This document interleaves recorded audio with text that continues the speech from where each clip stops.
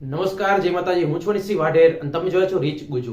આજના વિડીયોમાં આપણે માહિતી મેળવશું કે ટોપ ફ્લેક્સી કેપ ફંડ છે ને છેલ્લા વર્ષમાં હાઈ રિટર્ન આપ્યું છે. હવે હાઈ રિટર્ન એટલે કે કેટલું, તો તેમાંથી ખાસ કરીને ફ્લેક્સી કેપ ફંડની જો વાત કરવામાં આવે તો ટોટલ 37 જેટલા ફ્લેક્સી કેપ છે. તેમાંથી 17 ફંડ અહીંયા પર એવા છે કે જેને 20% થી પણ વધુ રિટર્ન આપ્યું છે. 10 ફંડ એવા છે કે જેને 25% થી પણ વધુ રિટર્ન આપ્યું છે અને ટોપ 3 જે ફંડ છે તેને 35% થી લઈને 45% સુધીનું રિટર્ન આપ્યું છે.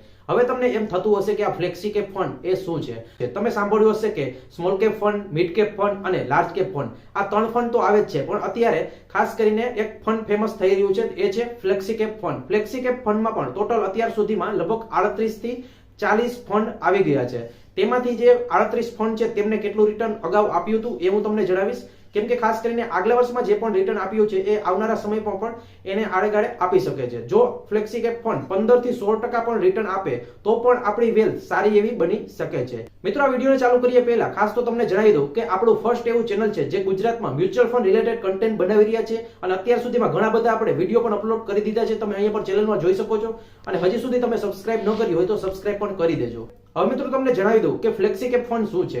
ખાસ કરીને ફંડ મેનેજર તમારા જે પણ હોય, જે પણ તમે ફંડમાં પૈસા રોકો છો, એના ફંડ મેનેજર જે પૈસા મેનેજ કરતા હોય એ ફંડ મેનેજરને એવી છૂટ હોય છે કે ખાસ કરીને સ્મોલ કેપ ઇન્ડસ્ટ્રીઝ છે, લાર્જ કેપ છે અને મિડ કેપ છે, એમાં દરેકમાં પોતાની મેળે ખાસ કરીને જે પણ એના ક્રાઇટેરિયા હોય એ મુજબ એ ઇન્વેસ્ટ કરી શકે છે. લાર્જ કેપ, સ્મોલ કેપ અને મિડ કેપમાં ત્રણેમાં એ ઇન્વેસ્ટ પૈસા કરી શકે છે. એટલે અહીંયા પર રિટર્ન થોડુંક સારું મળતું હોય છે.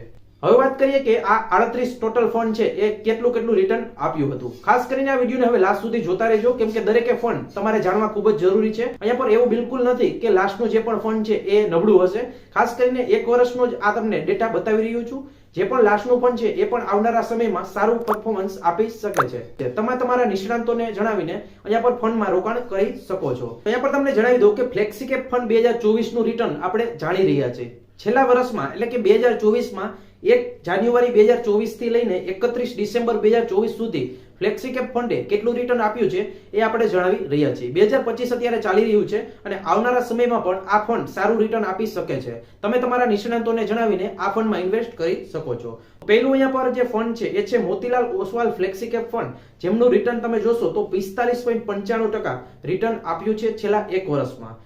ત્યાર પછીનો જે ફંડ છે એ છે ઇન્વેસ્ટકો ઇન્ડિયા ફ્લેક્સી કેપ ફંડ, જેને પણ ખાસ કરીને 34.64% રિટર્ન આપ્યું છે. ત્યાર પછીનો જે ફંડ છે એ જેમ ફ્લેક્સી કેપ 32.73% રિટર્ન આપ્યું છે. અમુક અહીંયા પર ફંડ એવા પણ હશે કે જે તમને નામ નહીં સાંભળ્યા હોય, પણ લાસ્ટ યરમાં જે પણ પરફોર્મન્સ આપ્યું છે તેનો ડેટા છે, એટલે લાસ્ટ યરમાં એનો સમાવેશ થઈ ગયો છે, કેમ કે નવા ફંડ હોઈ શકે છે. ત્યાર પછી તમે જોશો તો Bank of India flexi cap fund, જેને પણ 28.41% રિટર્ન આપ્યું છે. ત્યાર પછી HSBC ફ્લેક્સી કેપ ફંડ, તેને પણ 28.32% રિટર્ન આપ્યું છે. હિલિયોસ ફ્લેક્સી કેપ ફંડ, તેને પણ 27.76% રિટર્ન આપ્યું છે. 361 ફ્લેક્સી કેપ, તેને પણ 26.62% રિટર્ન આપ્યું છે. બજાજ ફિનસેવ ફ્લેક્સી કેપ, તેને પણ 26.19% રિટર્ન આપ્યું છે.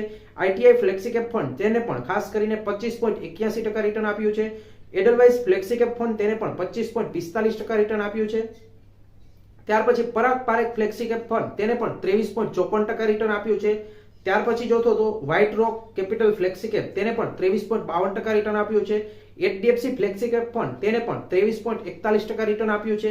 એક્સિસ ફ્લેક્સી કેપ ફંડ, તેને પણ 22.37% રિટર્ન આપ્યું છે. Franklin India flexi cap fund, તેને પણ 21.57% રિટર્ન આપ્યું છે. Baroda PNB flexi cap fund, તેને પણ 21.29% રિટર્ન આપ્યું છે. ત્યાર પછી જોઈએ તો ICICI Prudential flexi cap fund, તેને પણ 21.17% રિટર્ન આપ્યું છે. આ 17 ફંડ એવા છે જેને 20% થી પણ વધુ રિટર્ન આપ્યું છે. ત્યાર પછીનો ફંડ લઈએ તો Aditya Birla flexi cap fund, તેને 18.29%. LIC mutual fund flexi cap fund, તેને પણ 18.29%. ત્યાર પછી Canara Robeco flexi cap fund, તેને 17.87%. DSP ફ્લેક્સી કેપ ફંડ, તેને 17.47%. Mirae SN flexi cap fund, તેને 17.15%.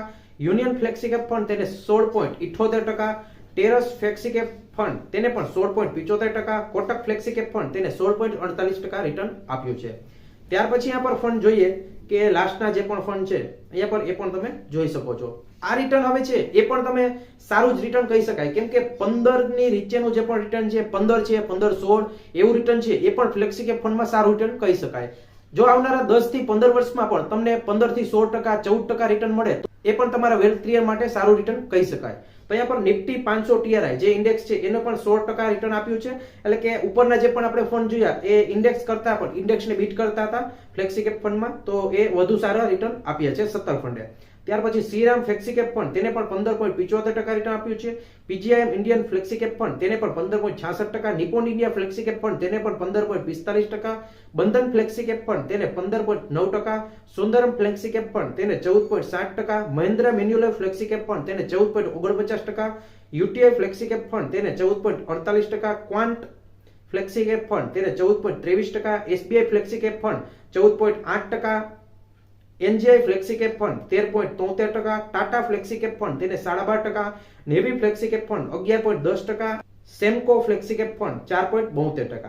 અહીંયા પર તમે જોશો કે લાસ્ટમાં તમારા જો અહીંયા પર ફ્લેક્સી કેપ ફંડ છે એસબીઆઈ નું, તો એ તમારું ફેવરેટ હશે. ક્વાન્ટ છે એ પણ તમારું ફેવરેટ હશે, પણ તેને અહીંયા પર લાસ્ટમાં 14.23% અને 14.8% એવું રિટર્ન આપ્યું છે. તો અહીંયા પર તમારે એવું નથી સમજી લેવાનું કે આ છેલ્લા 1 વર્ષમાં ઓછું રિટર્ન આપ્યું છે તો અગાઉ ઉપર નહીં જાય, પણ આપણે એવરેજ રિટર્ન જ જોવાનું છે. આ હું તમને લાસ્ટ યરનો જે પણ ડેટા છે કે લાસ્ટ યરમાં તમે જો ઇન્વેસ્ટ કર્યા હોત તો કેટલું અહીંયા પર તમારું રિટર્ન મળત એના માટે હું તમને જણાવી રહ્યો છું. આગળ તમે 10 થી 15 વર્ષમાં તમે કોઈ પણ એક ફંડમાં ઇન્વેસ્ટ કર્યું હશે તો એવરેજ તમને 15 થી જો 16%, 17% એવી રીતે રિટર્ન મળે એવરેજ ફ્લેક્સી કેપ ફંડમાં, તો એ પણ સારું જ કહી શકાય. જે પણ ફંડમાં તમારે ઇન્વેસ્ટ કરવું હોય, તમારા જે પણ નિષ્ણાંતો હોય, તમારા જે પણ ડિસ્ટ્રીબ્યુટર હોય તેને તમે પૂછીને કોઈ પણ ફંડમાં ઇન્વેસ્ટ કરી શકો છો. આશા રાખું છું કે આ વિડીયો તમને ગમ્યો હશે.